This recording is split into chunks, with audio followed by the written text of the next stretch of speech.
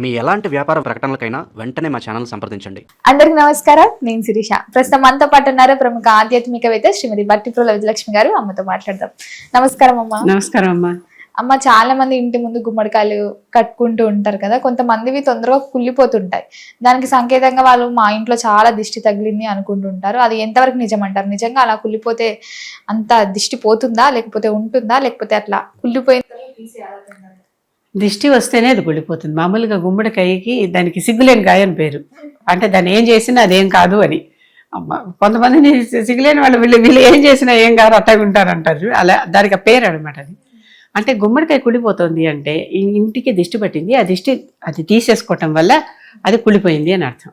కనుక ఎప్పుడు కూడా ఇంటి ముందర గుమ్మడికాయ కుళ్ళిపోయిందంటే రెండు రకాల సంకేతాలు. ఒకటి ఉన్న దిష్టి వచ్చింది, అది తీసేసుకుని కుళ్ళిపోయింది. కనుక మళ్ళీ ఇంకోసారి ఇంకో గుమ్మడికాయ కట్టుకోండి. గుమ్మడికాయలు కుళ్ళలేదు, ఎండిపోయాయి, అది మంచి సంకేతమే. ఎంత ఎండిపోయాయి కనుక దానికి ఫలితం ఉండదు. అలాంటప్పుడు సంవత్సరం తర్వాత తీసేసి మళ్ళీ కొత్త గుమ్మడికాయ కట్టుకోండి. సంవత్సరం పాటు ఉంటే కుళ్ళిపోకుండా ఎండిపోయి ఉంటే ఉండొచ్చు. అది తీసేసి మళ్ళీ సంవత్సరం తర్వాత కొత్త గుమ్మడికాయ కట్టుకోండి. ఏదో ఒక పండుగలో ఏదో పెట్టుకోండి అమ్మ, దసరాలో, దీపావళిలో, సంక్రాంతిలో ఏదో ఒకటి. అమావాస్య పాడైపోతే మారుస్తూ ఉంటారు. ఉత్తుగా మార్చడం ఊరికే గుమ్మడికాయల షాపు వాడికి లాభం అంతే, అంతకు మించి ఏమీ లేదు. మాటిమాటికి మరి కుళ్ళిపోతే మార్చాలి కానీ, లేకపోతే సంవత్సరానికి మార్చాలి. దాని శక్తి ఒక సంవత్సరం పాటు అని సంవత్సరానికి మార్చాలి. ఊరికే మార్చటం అమావాస్యకి, పౌర్ణమికి ప్రతిసారి లేకపోతే మంగళవారం మారుస్తా, శనివారం మారుస్తానని మార్చడం అనేది అది మూర్ఖత్వమే. అది ముందర ఉండటం వల్ల మన దిష్టిని తీసేసుకుంటుంది. వచ్చిన వాళ్ళు ముందర దానికేసి చూసి దాని నుంచి ఇంట్లోకి వస్తారు కనుక అందుకే వచ్చే దారిలో పెట్టమంటారు. ఈ రోజుల్లో అవకాశాలు కూడా లేక పక్కకు పెడుతున్నాం ఎక్కడో, అంటే చూపు పడే చోట అన్నట్లుగా. అలా పెడితే దాని మీద చూపు పడి వస్తే అది కుళ్ళిపోతే అది పాడైపోయింది, పారేయాలి అని అర్థం. అది పారేశాక మళ్ళీ కొత్తది కట్టుకోవాలి. మళ్ళీ దిష్టి మన ఇంట్లోకి రాకుండా అదే తీసేసుకోవటానికి అది ఒక షీల్డ్ లాగా అనమాట. ఇంటికి ఒక షీల్డ్ లాగా. అమ్మ, ఇట్లా దృష్టి కాకుండా నార్మల్ గా ఏదైనా ప్రమాదం పుంచొస్తుంది అన్నప్పుడు కూడా ఇలాంటివి జరిగే ఛాన్సెస్ ఉన్నాయంటారా? అది మనకి ఏదైనా తెలియజేస్తుందా?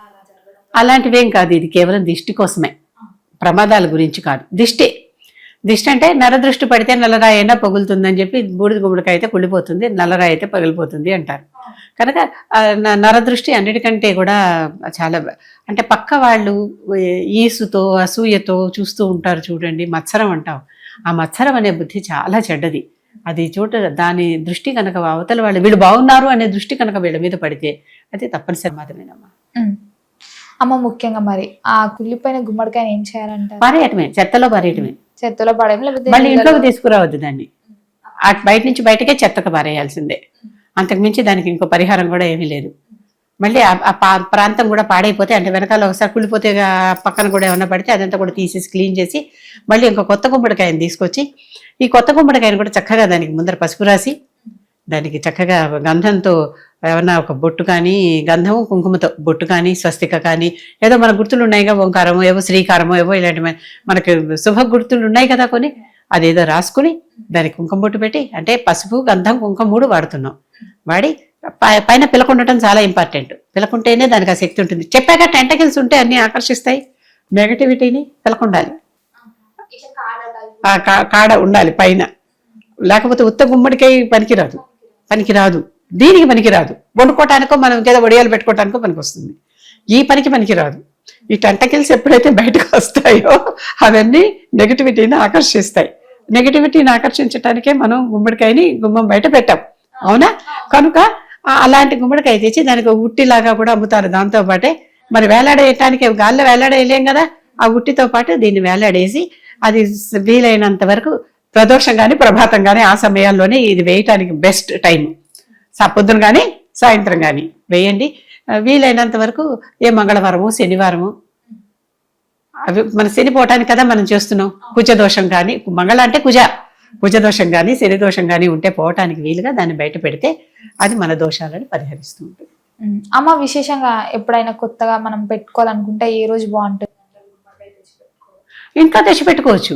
పెట్టుకుని దానికి నేను చెప్పినటువంటి పసుపు, గంధం, కుంకుమ అన్ని పెట్టుకుని చక్కగా ఉట్టి పెట్టుకుని రెడీగా ఉంచుకుని మంగళవారం కానీ, శనివారం కానీ, పొద్దున కానీ, సాయంత్రం కానీ కట్టేయండి.